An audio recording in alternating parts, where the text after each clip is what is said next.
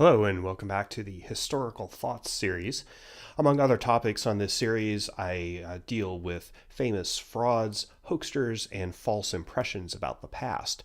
So that's one of the things I'm going to be doing today. Fascinating subject in this video, and a fascinating man from history, and his name was George Adamski. I'm sorry if I'm not pronouncing that correctly. Might be Adamski, or I'm not sure, but I'm going to say Adamski, so my apologies if that's not correct.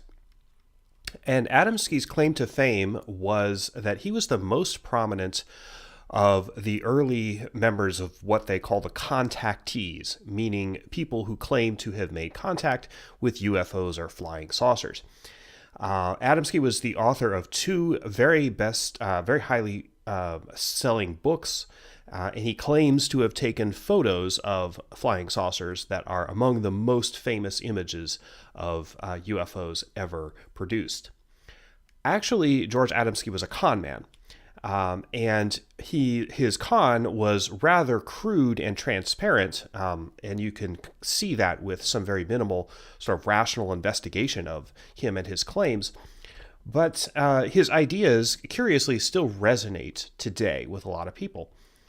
I wrote a blog about 5 years ago about George Adamski and his various claims, and I still am today in 2019 still getting comments about them, and there are still various societies and other people active in the UFO realm who take him very seriously even to this day. So this is still a topical issue, even though Adamski died over 50 years ago.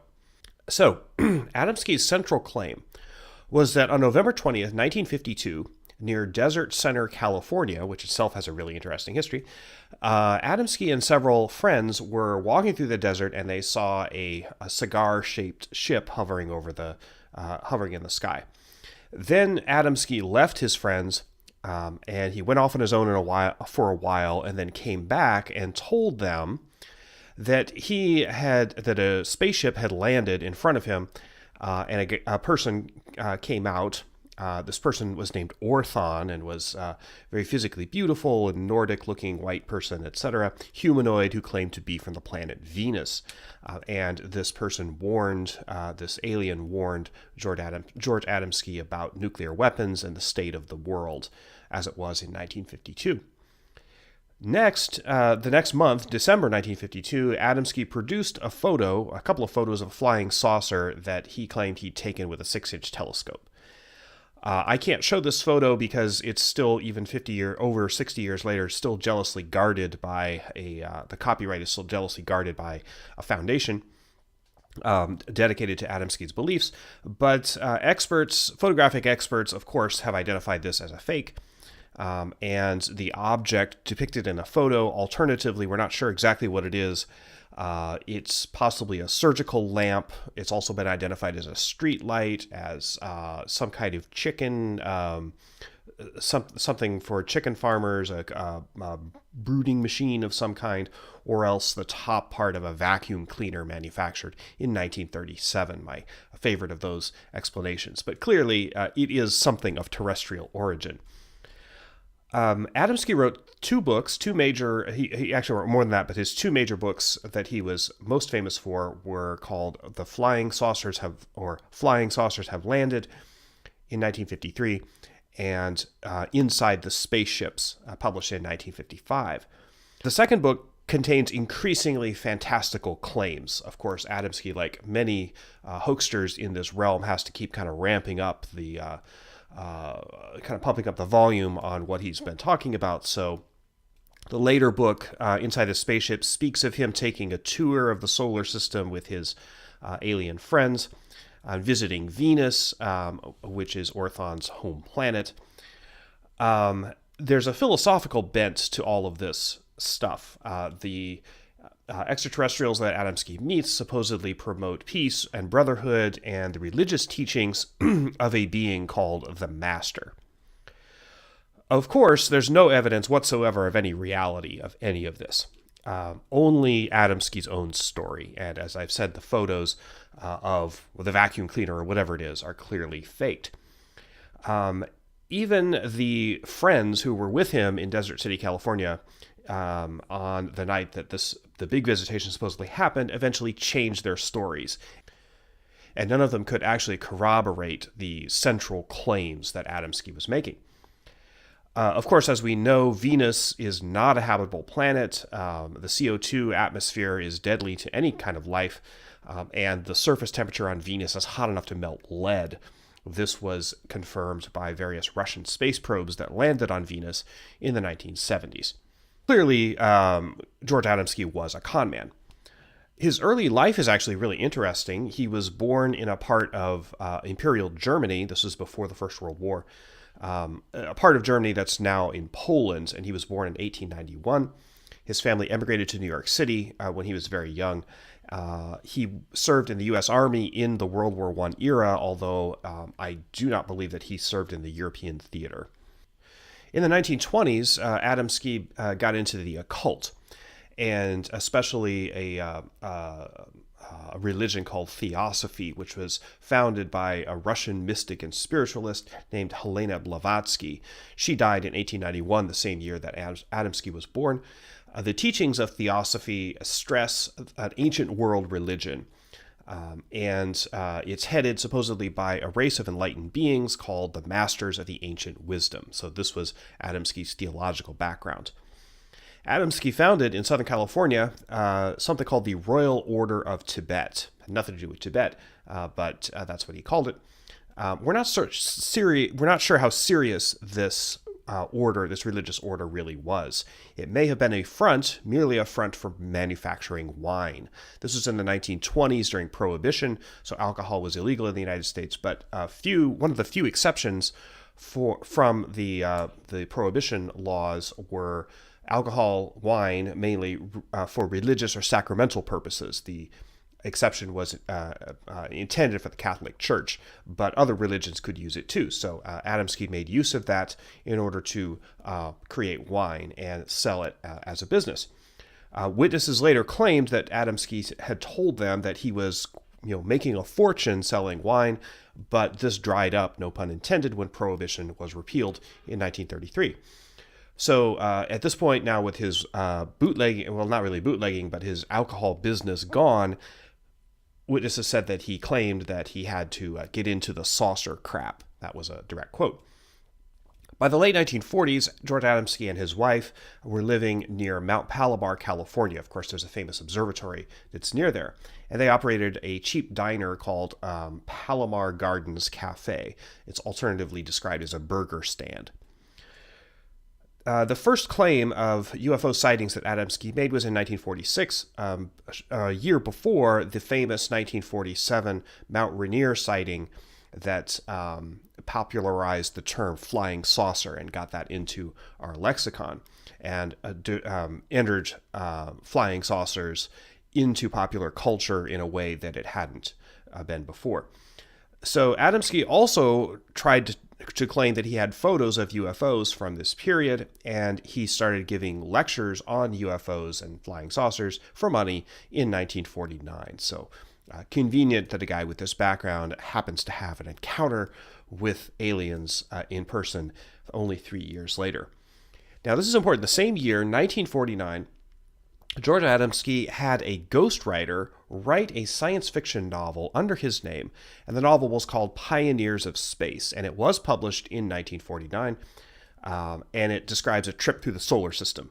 This book reappeared almost verbatim in 1955 as Inside the Spaceships. So he had this written for him years before he passed it off as truth. So Adamski was eventually earning a fairly healthy income from these book sales in the 1950s, and then also flying saucer lectures. And apparently he was a very magnetic and charismatic man, so people liked listening to him. His claims grew increasingly elaborate and bizarre toward the end of his life. At one point, he claimed he was dating 2 hot female aliens from Saturn. And then he also falsely claimed to have had an audience with Pope John the 23rd in 1963, just right before the Pope's death, as he was dying. And Adamski's proof, supposedly proof of this meeting, was a cheap souvenir medal depicting the Pope that was freely available in many gift shops in Rome. So not very convincing. George Adamski died in 1965 of a heart attack. He still has believers today. I made reference to that earlier. And many are aligned with the Theosophy movement and the Masters of Ancient Wisdom idea. Remember that from Blavatsky. And this eventually got imported into New Age beliefs in the post-World War II period. So George Adamski's message, it was very transparent, not very plausible, resonated though because of cultural conditions in the 1950s. In the 1940s and early 50s, the popular consciousness was dominated in the United States and really around the world by fear of nuclear weapons. Of course, the first atomic bomb had been used at the very end of World War II. In 1945, the Soviet Union developed nuclear weapons in 1949. And in 1952, the year that Adamski claimed he made contact with these people from Venus, that was also the year that the hydrogen bomb, a much more powerful form of nuclear weapon, was invented. Eisenhower was elected in November 1952 to the presidency, thus, and of course he had been a leading World War II general, so his election kind of blurred the line between military and civilian control of nuclear weapons. All of this created a lot of angst and anxiety in American society at this time. The idea that humans could now destroy the world was powerfully destabilizing to the belief systems of many people. So this coincided with the rise of a popular and consumer culture that couldn't really address in a meaningful way spiritual needs or kind of a quest for meaning. And this gave rise to people seeking answers of this type from non-traditional sources. Space brothers, aliens, this kind of benevolent, wise saviors, preaching peace and inclusion, which is a good message, but also kind of an artificial escape from human-caused problems. It's like, why do we have to solve the problems of nuclear weapons and militarism and ideology if people are going to land from flying saucers and save us from those problems that we no longer have to address ourselves?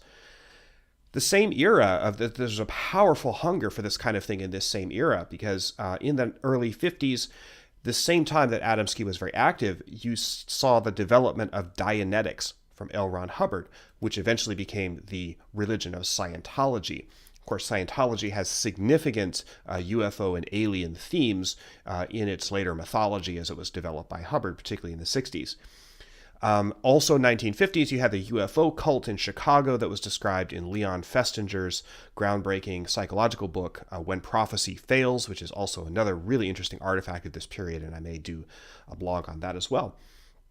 So why do these ideas persist, though? Why do they continue to resonate even today, 60 years later? We're in the end of the 2010s, and these ideas are still very resonant with people. Well, I think it's because the core conditions of that post-World War II era really haven't changed that much. Nuclear weapons, still a threat, also and now compounded also by threats of things like man-made climate change and environmental collapse, all human-caused problems that pose existential threat to human civilization, very similar to the destabilization of thought that the coming of nuclear weapons had on people in the late 40s, early 50s. Also, consumer culture, and particularly electronics in the digital age, all of this stuff has continued, just like in the 50s, to not address many primal concerns that many people have. This is compounded in our own era by the fall of traditional religious institutions. The sex abuse scandal in the Catholic Church that has blackened the name of the Catholic Church in recent decades, or evangelical Christianity and its co-opting by politics in the United States. All of these things have tarnished traditional forms of spiritual answers. So people are, again, going to outside of those institutions to try to find answers. And this all converges in a lack of meaning, I think. So charlatans like George Adamski provide that kind of meaning. It's quick, it's easy, and it's affordable. That's the key thing. The plausibility or probability of these claims is not really at issue. So by modern standards, of course, George Adamski's claims seem very crude and hokey. The photos are very low rent, they're very obviously faked, and the stories are cliched. If you look at pop culture science fiction from the 50s, you see this kind of thing that Adamski was talking about. And Adamski was not a very sophisticated man, but he was very, very effective at selling this story and his story and how it addressed a need that many people had. So that, I think, is why these stories continue today. And probably there will be some people who come out of the woodwork on this video to claim that Adamski was right after all. I have had that kind of comment. I've seen that kind of comment many times before. So that's Adamski in a nutshell. Really an interesting guy, an interesting phase of pop culture and recent history. So thank you for watching. Please like, subscribe, and share. Thanks.